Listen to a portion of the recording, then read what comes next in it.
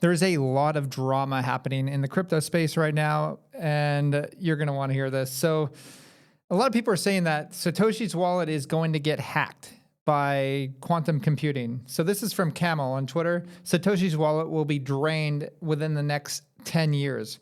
Quantum computing's power increases exponentially every year, as we know.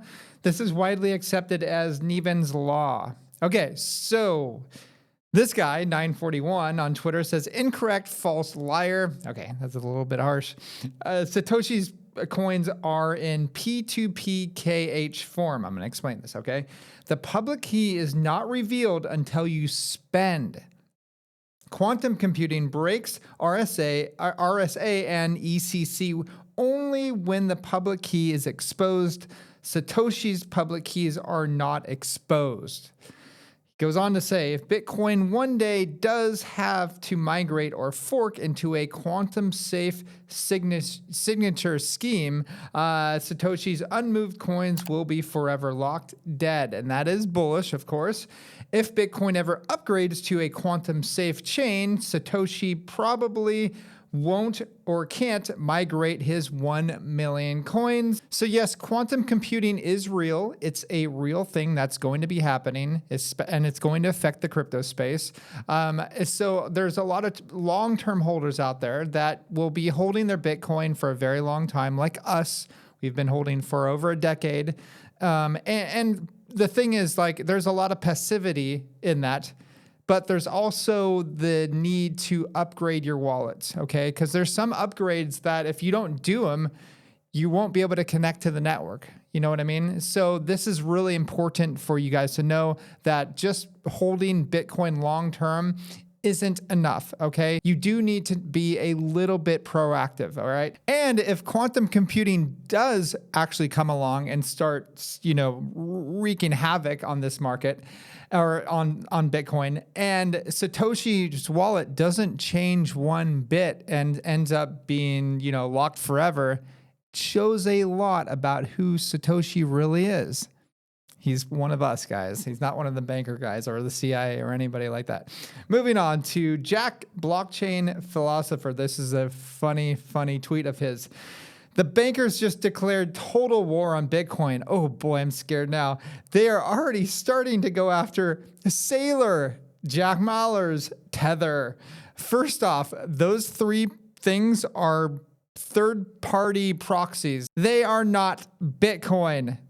Jack, please read the white paper. Please, anybody go on his message board. Tell him to read the white paper, okay? Now, they are gunning for David Sachs, Trump's crypto czar.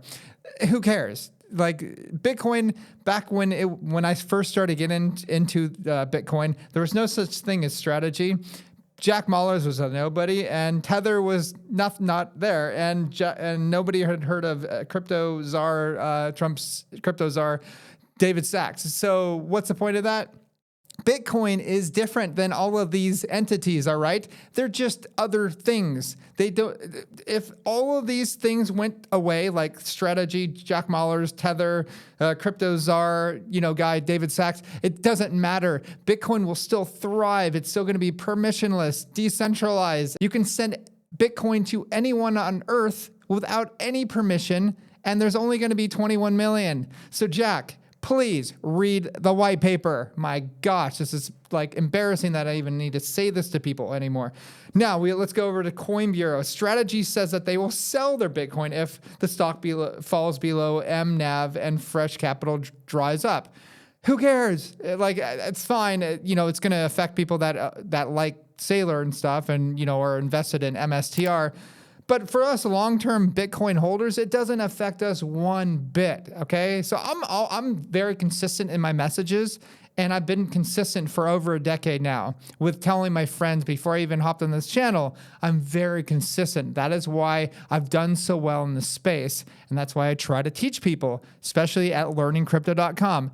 Go to that place, learn about Bitcoin, and understand what we're getting into when we buy the dips and when we buy during the bear market and when we sell, because we sold, and now we're actually buying stuff back. I would suggest you checking us out. Okay, so now we also had $140 billion wiped out from the cryptocurrency market over the past 4 hours, all right? Now, the move on Bitcoin was $4,000 within like 2 hours. You may think that's a lot, okay? Well, it would have been a lot if we were at $10,000, okay? So that would have been like a 40% move down. But it only moved down about 5.5% so far. You know, it could move down a little bit lower, which is fine if it Bitcoin, I've showed you before, goes through bull market corrections, normally in the 35 to 38% range. Okay, a 30% correction in a bull market, it's nothing to even blink your eye about. It's not even gonna get your heart started or anything. Okay, so just relax on this stuff. Now, smart money is obviously buying the dips here. We have Tom Lee bought $44.3 million of ETH over the weekend. And also he bought $185.6 million over the past week. So smart money is buying, dumb money is selling, obviously, and that's fine. That's how it's going to be because most people are attracted to higher prices. If prices aren't continually going up in price, people get worried. And that is when you see the Bitcoin Fear and Greed Index going down. And we've been in like extreme fear and fear for since I don't even remember, like a long time.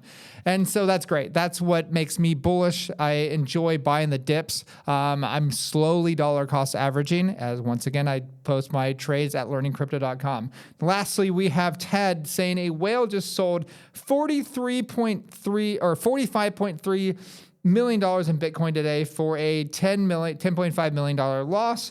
He bought them for $55.9 million after the 1010 crash. And so he says it seems that some whales are using this relief rally to exit their holdings. So this is before Bitcoin had dropped 5.5%.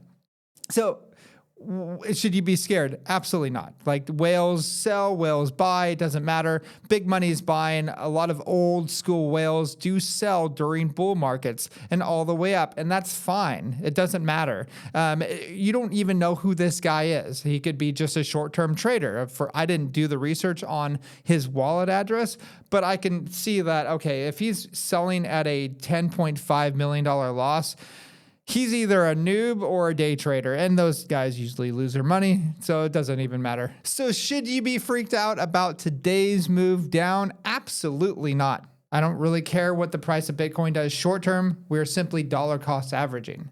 And that means on the way down because we already sold 30% of our Bitcoin. Now we're buying on the way down. And that's what I'm going to be doing. And I'm going to do better than 99% of traders in the world out there over the long run because I'm not going to get chopped up. I'm not in leverage and I'm doing this responsibly. Anyways, if you like this, like and subscribe. Check out learningcrypto.com if you do want to see our trades within 5 minutes of us doing it. And I think that would help guide you through the bear markets and bull markets to come. All right, talk to you soon.